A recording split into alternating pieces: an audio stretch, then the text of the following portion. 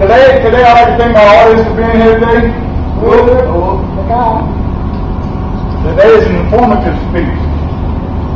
In the introduction, it was Sunday morning, June 1st, 2008, Killeen, Texas.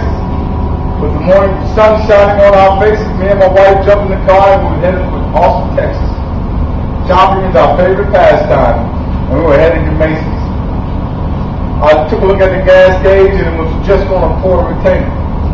We proceeded to the gasoline station, and I thought if we were going to make it to Austin, then I better fill up the tank. I pulled into the gasoline station, pulled out my debit card and slid into the slot, pulled the hose into the tank, and started pumping gas. The pump didn't stop until the gas tank was full, and the total came to $55. I thought to myself, with the price of gas at $4 a gallon, we're just going to shop just a little today. I said to myself, something must be done about the high price of gasoline. There must be a better way. So the topic of today is the average price of gasoline, unleaded gasoline, was $4 in the summer months of 2008, but has fallen under $3 a gallon in October. According to a survey performed by AAA, 1.3 fewer Americans traveled during the July 4th weekend compared to a year ago. The preview to explain the falling prices at the pump and how American drivers can decrease demand for gasoline and keep gas prices low for the foreseeable future. What has increased the demand for gasoline in the last decade? Well, let's start taking a look at American driving habits. In the last decade, you'll find that the driver habits have changed or increased. According to the Energy Information Administration, in the period of 1988 to 1994, Americans drove 10,200 miles compared to 11,400 miles in the same period, the late 1990s and the early 2000s.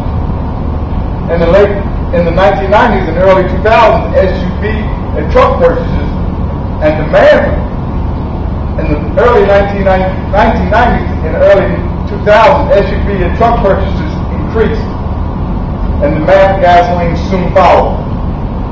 Filling up the tank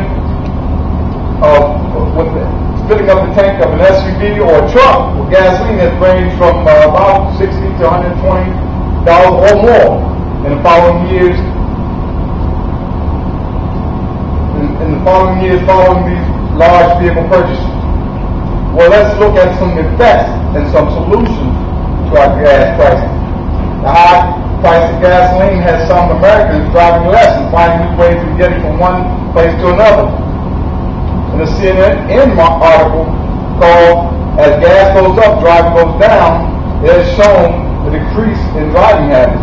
According to the article, gas prices are at an all-time high, and Americans have curtailed their driving habits at a historic rate.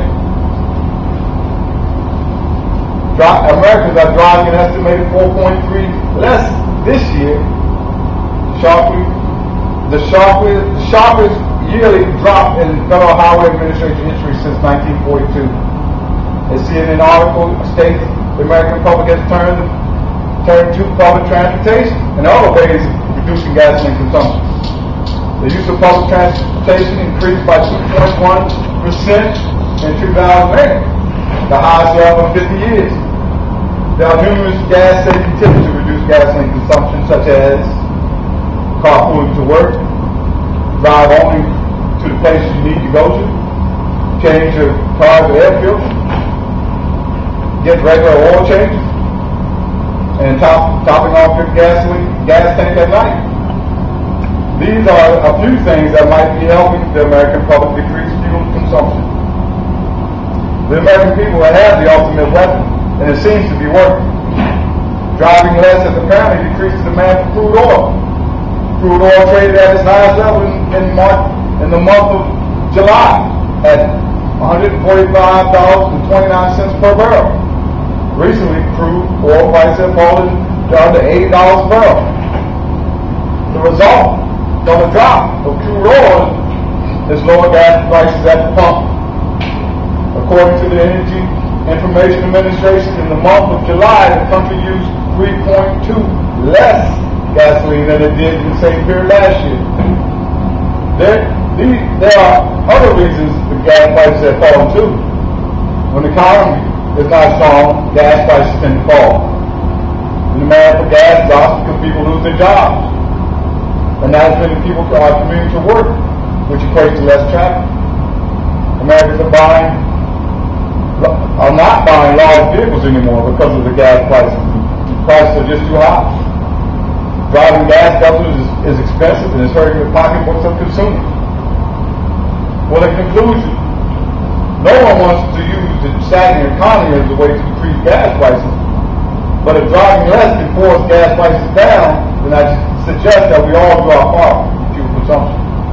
If Americans can reduce the price of gas at the pump, we all should do everything in our power to control and reduce our dependency on foreign crude oil, as well as reducing the carbon emissions. If I was able to fill up my gas tank today, it would be about a half the price I paid on June 1st.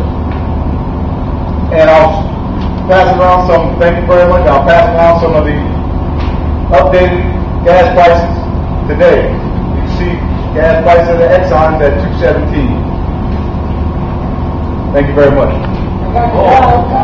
Good job.